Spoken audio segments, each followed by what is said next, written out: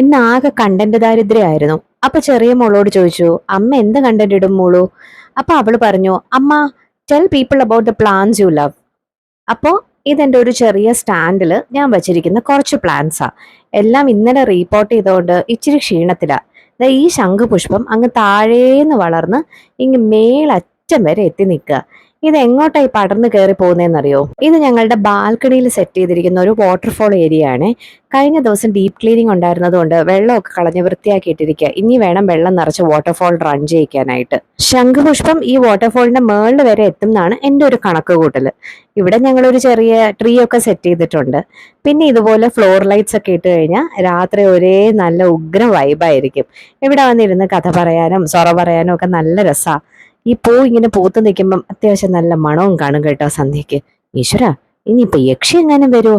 നമ്മളിങ്ങനെ പന പോലെ ഇവിടെ നിൽക്കുമ്പം ഏത് യക്ഷി വരാൻ? നമ്മൾ തന്നെ ധാരാളം അല്ലേ. അല്ല, ഒരു വീട്ടിൽ ഒരൊറ്റ യക്ഷി മതിഹേ. ഇത് വീടിന്റെ അകത്തുള്ള ഒരു ചെറിയ കോർട്ട്യാർഡ്. ഈ കാണിച്ച സ്പേസസിൽ നിങ്ങൾക്ക് ഏതാ ഇഷ്ടമായെന്ന് കമന്റ് ചെയ്യാൻ മറക്കരുത്. അപ്പോൾ നാളെ കാണാം.